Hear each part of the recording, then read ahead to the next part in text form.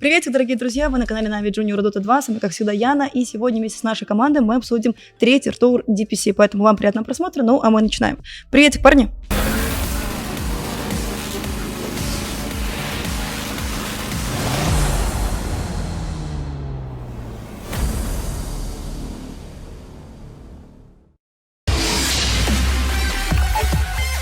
Привет. Здорово. Привет.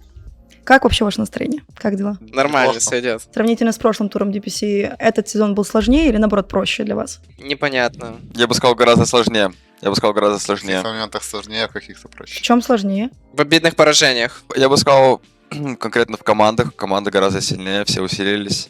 Последний сезон перед Last Major, Last International, цикл имею в виду. Все включились. А на деле это ровно такое же, на самом деле, что в той игре, в том сезоне два обидных поражения, где у нас Найкс на ноге заходит, а Aegis ворует, что в этом есть наши отданные игры. И это самые важные игры, как раз 3-4, 4-5, вот эти игры, которые влияют на таблицу очень сильно. Очень похожи 2 поражения здесь и 2 поражения там. Достаточно ли было вам времени для того, чтобы подготовиться хорошенько перед этой лигой? Времени, да, точно достаточно. Но, мне кажется, мы его не очень эффективно использовали в момент. На самом деле у нас перед первой официалкой был устрит примерно 0.30 на КВшках.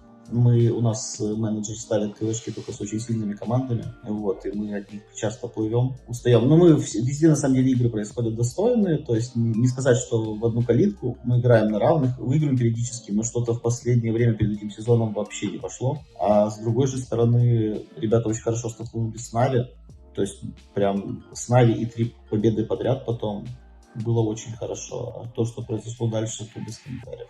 Стартовать лигу с Na'Vi. Насколько просто вообще? Просто, была уверенность, что это будет команда, против которой мы точно нормально сыграем. Как-то так ощущалось. Как-то ощущалась уверенность. Мы просто, не сказать, что боимся эту команду, потому что мы давно очень много с ними КВшились. Не прям в этом составе, но примерно в таком же. И все шло легко. У нас не было вообще давления в игре. Поэтому, наверное, такой результат. А можно ли сказать, что к Na'Vi вы готовились более основательно, чем ко всем остальным? Ведь, по сути, это был чуть ли не принципиальный соперник. Я думаю, это ко всем, как обычно, готовимся. Просто сыграли лучше, чем обычно, я думаю. Да, на самом деле мы сделали выводы с этих КВшек, которые проиграли. Мы очень много играли не нашими героями, которые нам вообще абсолютно не подходят. Это мы поменяли тройку Дума на Магнуса, усилили немножко раздрафты. Плюс поработали по их банам. Мне кажется, у нас самые лучшие баны были против них. У них трижды пик был слабее, чем у нас. Просто мы первую сыграли просто откровенно плохо, вторую очень хорошо сыграли, и третью играли хорошо, просто там уже в конце не заладилось. А так, что касается... не особо есть опаска с ними, потому что мы понимаем, чего от них ждать абсолютно по всем пикам и по всему остальному. То есть там было в этом плане просто. Намного же сложнее, допустим, нам играть с командой Team Sexy, потому что вообще какая-то антитима. И что касается драфтов, мне кажется, и что касается игры. Давайте остановимся более детально как раз на первом матче против Na'Vi. Ты сказала, что первая карта прошла плохо. Как вы сами думаете, в чем причина такого результата? Что пошло не так на первой? Блин, честно, сложно вспомнить, но... Можно сказать, первый матч всегда такой, типа. Нет, там надо было, фармить, а мы что-то сидим, думаем, надо что-то делать, начинаем бегать, хотя нам ничего делать не нужно, надо просто зачилиться, и мы там проиграли, потому что умерли все пятером. Побежали за вышку, умер. Там бежали большой медузы, это не надо было делать. Надо было просто фармить и уже на шмотках, принимать их. Проще говоря, не разуплились просто. А потом, как по маслу. Я уверен, если мы поиграли в пятером, мы бы все просто качались, мы бы их изи выиграли. Но мы думаем, что это матч, нужно куда-то бежать, и нужно что-то делать, а делать ничего не нужно. В чем была кардинальная разница между первым и вторым матчем? Между первой и второй картой? Во второй у нас со старта просто пошло очень хорошо, и у нас герои активные были. Мы линии на второй все 3 линии выиграли и засноуболили жестко. А на первой мы, проиграли пару линий там. Третья карта, просто мое почтение, казалось, что 2-1 у нас уже в кармане, но всего лишь один файт изменил ход игры на этой карте. Как сами думаете, чего не хватило, чтобы забрать эту карту? Хладнокровие, я бы сказал бы. Там на самом деле не один файт, там цепочка ошибок довольно критических, потому что мы все время вели около 8000 и должны были закреплять это преимущество. Мы каждый раз отдавали, спускали его примерно до 3.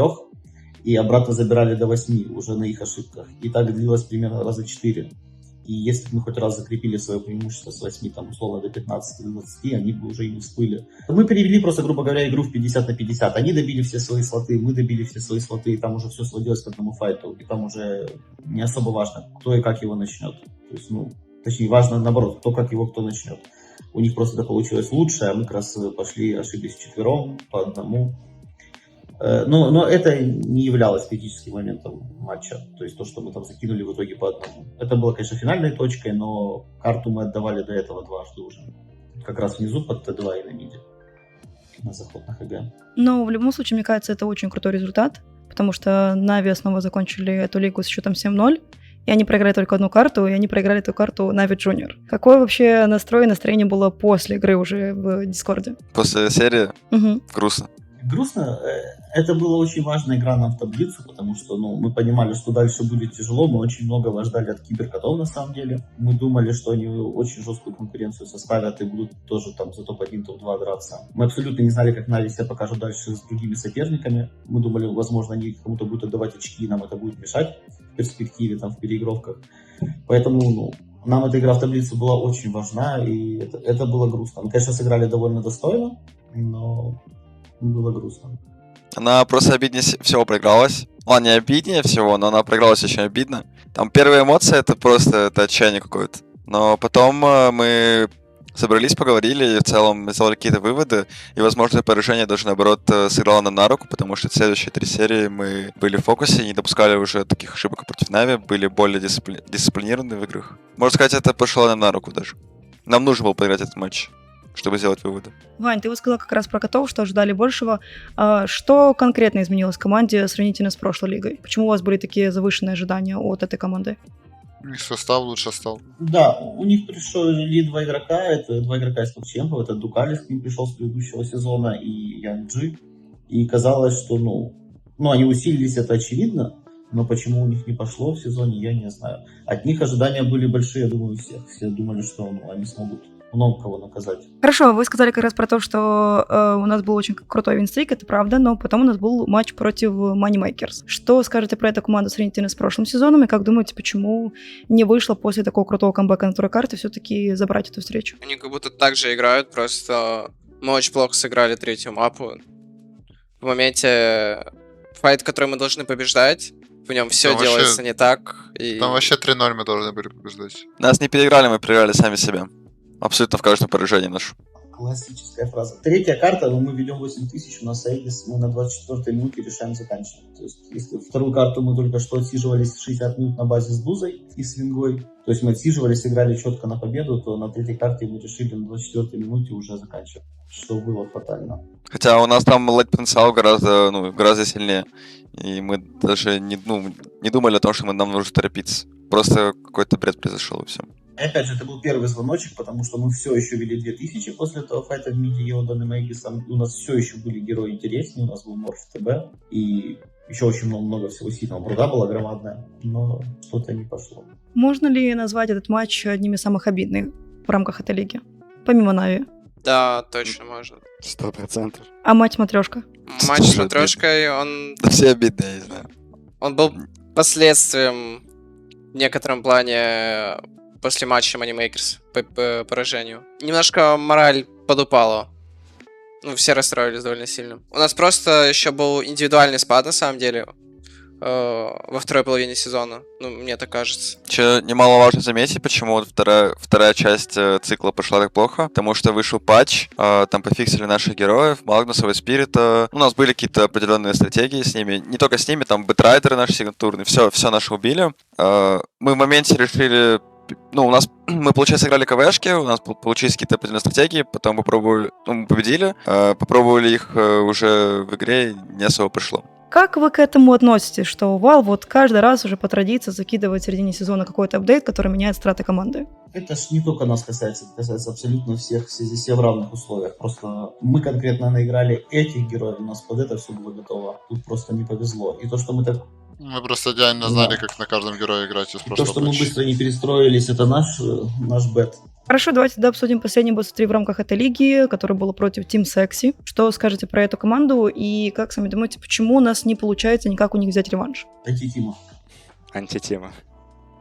Да, еще так получается, что мы, ну, вот с ними играем прям под конец сезона, когда мы уже понимаем, ну, не понимаем, на меня это лично не заэффективало, что мы понимаем, что уже мало шансов выйти, и какой-то спад появляется от того, что много поражений подряд. Получается, 2 сезона подряд мы играем против них последний матч. Вот, и поэтому трудно какой-то сделать прям вывод, но насчет антитима я как будто бы даже согласен. Вот, мы просто вот играли КВшки с ними до этого много, всегда проигрывали. Да, это идет еще с КВшек, но, грубо говоря, очень важно, что это происходит последний матч, и очень большая проблема с завышенными ожиданиями, потому что мы прошлый сезон думали, что мы выступим очень достойно и можем реально подраться за топ-2 и выйти в первый дивизион. Там был забронирован первый слот за Немигой, а второй как бы был неочевидный. И прошли Welcome Нихао, да. И то же самое здесь. Здесь он, грубо говоря, был зарезервирован Нави, и второй слот, он опять-таки был такой для всех остальных. И когда у нас происходит вообще какое-то невнятное поражение, в том сезоне это, где мы проигрывали, по-моему, Анимейкерсом, у нас просто Найт забежал на ноге,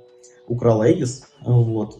Да, очень сильно поплыли, и когда происходит это поражение такой команде, которую вроде как должны обыграть, происходит сильный слом команды, да, и очень похожий сезон, и этот, и второй. То есть мы ведем примерно 3-1, 3-0, и после этого проигрываем игру, которую не должны проиграть, и да, происходит слом. Я могу искренне сказать, что ни в одном матче в этом цикле DPC у меня не было ни капельки давления и ни капельки нервов вообще. Я делаю очень большую ставку на ожидания. То есть у нас у всех в один момент происходит ожидание, что мы должны прорваться в первый дивизион. Здесь это после счета 3-1 и с такой достойной игры с Нави тоже было. И насколько сильно бьет вот это поражение от команды, которая не должно быть, особенно от игры, которую мы уже выигрывали, это тяжело даже передать. Что предыдущий цикл, есть одна команда фаворит, и есть все остальные команды, которые должны обыграть друг друга. То есть в любой последовательности. Все команды условно равны. И не могу сказать, что мы там чем-то сильнее этих манимейкеров сейчас. Но мы стараемся, у нас есть своя подготовка. Мне кажется, она хорошая, возможно, лучше, чем у них. Мы и должны делать так, мы должны стремиться к тому, чтобы стать лучше, чем они, чтобы у нас хотя бы с плюсовым винрейтом их обыгрывать. Потому что, мое мнение, все команды здесь были равны. И даже команда Сайп там под конец кого-то начала обыгрывать. И нас она могла обыграть, и Киберкоты нас могли обыграть, матчировать, если мы сыграли криво. То же самое, что и произошло с Матрешкой. То есть против команды Киберкотов мы хотели выиграть с Магнусом. Мы сидели, выжидали момента, вывозили этого Терракблейда, и все у нас было хорошо. Что касается с Матрешкой, мы просто пошли в них и умерли пятером с макет. И все, на этом игра закончилась. Игра закончилась ровно за 2 минуты, на 30-й или на какой-то, хотя мы могли игру час, спокойно, не спеша. Как это люди делают везде, там, на дримлигах, на мажорах, если игра прям реально важна, ее тянут до конца и пытаются, выжать из нее максимум. И ждут ошибок от врага. А тут мы сами совершаем эти ошибки. Во-первых, очень тяжело анализировать, потому что сейчас не пускают тренеров в игры, и нельзя прослушивать войсы. И очень тяжело синхронизировать отсутствие войса и то, что происходит на карте, и находить из этого ошибки. И запись же потом слушать, это вообще не то, потому что ты все равно очень тяжело синхронизировать с игрой и понять, что происходит в данный момент, и как-то ее исправить к следующей игре. То есть, допустим, первая карта проиграна, нужно что-то исправить во второй, а у тебя нет ни малейшего понимания, что происходило в войсе, ни малейшего понимания, из каких колов это проиграно, и ты не можешь сразу и фиксить эти ошибки. Я считаю, что все команды здесь были равны, просто в один момент мы действительно начали очень плохо и отвратительно играть. Количество критических ошибок индивидуальных стало зашкаливать. И только Нави, скорее всего, и Нави тоже каждую игру из этих 14-1 очень много игр играли вторым номером, проигрывали начало, камбэкали, но при этом они отсиживались, действовали наверняка, и вот статистика сильная. Ребят, Ричард, Тарас, какие у вас вообще впечатления после лиги? Что скажете про перформанс команды? Каждый мог лучше сыграть, и я в том числе. Да, грустно очень все.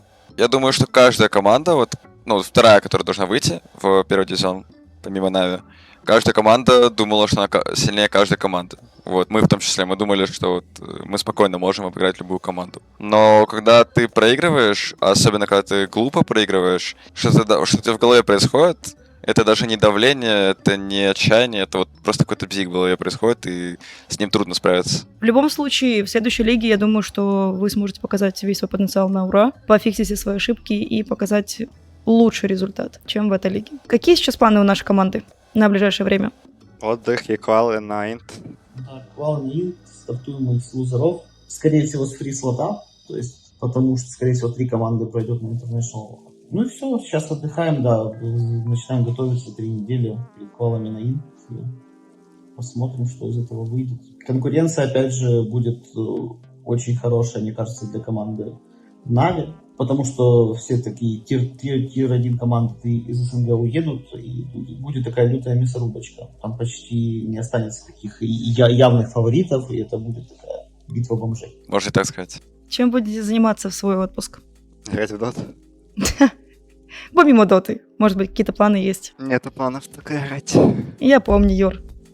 И, наверное, следить за мажором в ближайшее Да, время. мажор интересно смотреть, если честно. Тогда хорошо, уже по традиции всех наших интервью в конце вы можете сказать пару слов всем фанатам, болельщикам, которые болели и переживали за вас протяжением этой лиги. Хочу извиниться перед фанатами, если такие есть прям откровенные фанаты. Мы действительно старались, просто в моменте из-за отсутствия, наверное, опыта коллектива и всего остального мы играем против таких крепких средняков СНГ, которые всю жизнь играют в доту, на самом деле. Вот. Мне кажется, в моменте на КВшках мы сильнее, и с потенциалом мы точно сильнее, чем они.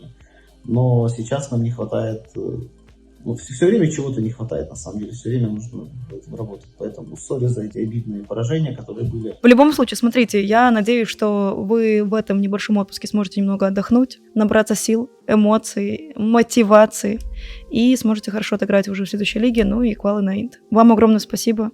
Желаю вам удачи на квалах, ну и хорошенько отдохнуть вам в отпуске. Да, спасибо большое. Да, спасибо. Друзья, вот на такой вот ноте мы заканчиваем наше интервью. Всем огромное спасибо за просмотр. Обязательно подписывайтесь на канал, чтобы ничего не пропустить. И пишите в комментариях, как вам эта DPC лига. Ну а с вами был канал Na'Vi Junior Dota 2. До скорых встреч. Пока-пока.